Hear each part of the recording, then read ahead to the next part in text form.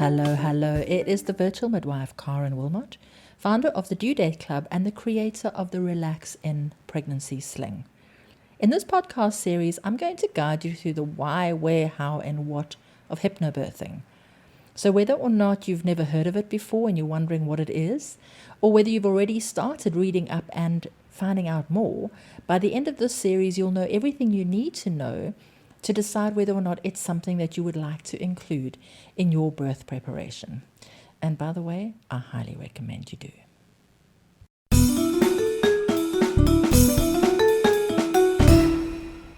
Hypnosis is no more than communicating with your subconscious mind.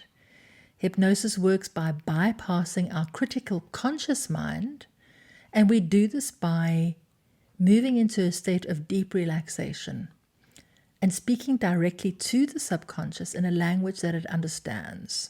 And very often, and a lot of what we use in hypnobirthing is affirmations, which are direct suggestions, but we also use things like association and metaphor.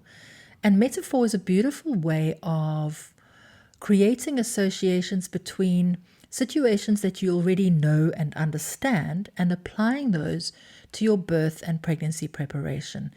Especially if this is your first pregnancy, if this is your first time you're giving birth, you don't have any association. You don't have anything that you can compare it with. So by bringing in metaphor of situations that you do have experience of, that you do understand, it helps you to understand or prepare for pregnancy and birth a little bit better and helps you to be move beyond any fear or anxiety that you might have around that. What you're really doing is you're updating your subconscious mind with new and more helpful information, a bit like reprogramming a computer. And we are using it to change associations. So rather than seeing birth as being painful, rather than associating with suffering, you are changing that and going back to seeing it as a completely natural process. And rather than seeing the pain as pain, you are changing that to intense sensations and learning techniques so that you know that you are easily able to manage and cope with those sensations. And in my training, you will also learn about the safety nets that are in place so that in the event that you're not coping as well as you might have, or if things do change because birth is unpredictable, you know that there are interventions that are available to you that you are able to utilize to keep you on track.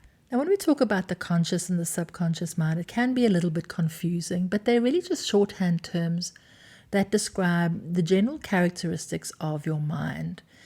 The conscious mind is the bit where we tend to live.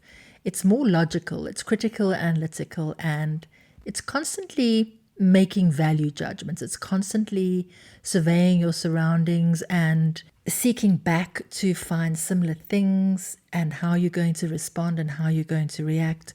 It's guiding your everyday constant behavior. The subconscious mind is pretty much everything else.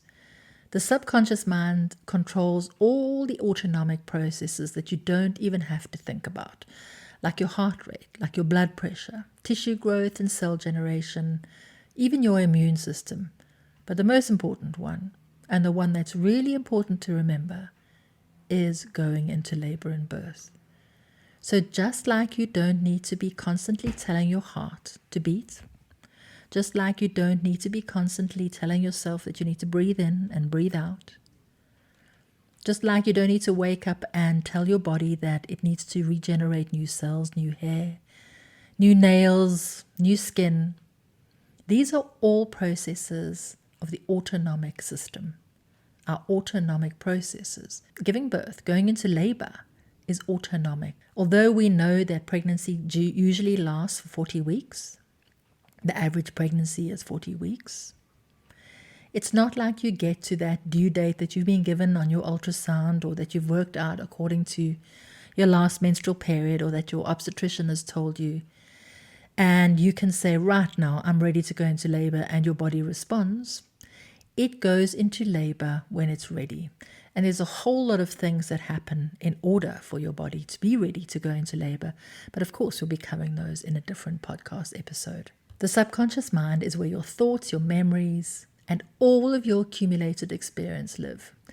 Everything that you've ever seen, heard, tasted, experienced are in the subconscious, and it controls your emotions, your habits, and even your responses to the world. In many ways, the subconscious creates the world for us, and it handles about 2 million bits of sensory information every single second, whereas the conscious mind only deals with about 7. Now, hypnosis works by bypassing the critical conscious mind, and we do this usually through relaxation or guided visualizations and talking techniques, and speaking directly to the subconscious, but in a language that it understands. And we spoke about that a little bit earlier. In many ways, the unconscious mind is basically in charge. The vast majority of things that we do are unconscious. And we can be grateful for that, because if we had to consciously think about every single thing we do, we wouldn't do anything. And by the time you've learned to drive, it's mostly unconscious behavior. You never get into the car and think, right, seatbelt on, key in ignition, clutch in, start the car, look behind, check the mirrors. I mean, you do all of that, but you do it without thinking about it. It becomes unconscious behavior. And I'm sure that you have experienced moments, not alcohol related, where you've got home and you can't even remember driving home, or you can't remember which way you came home because you went into an altered state of consciousness. You went into a state of hypnosis. And that's the reality of it, is that every day, without even realizing it, we go into that altered state of consciousness. With hypnobirthing, we are learning it, we are consciously doing it, and we're using it to create an outcome. Because the subconscious mind controls our autonomic bodily processes, physical change can also be achieved through using hypnosis and relaxation techniques. And pain control is a very good example of this, because our mind alters our awareness of pain all the time. Think about it this way. People like professional chefs often get burns on a regular basis. I mean, every single day they're picking up hot pans and hot pots, but they rarely notice it unless it's particularly severe. And you might even have experienced this yourself if you've ever discovered a cut or a bruise and wondered how it got there. The physical events are still occurring, but the subconscious mind has relegated them to the million bits of sensory information that we're not aware of every single second.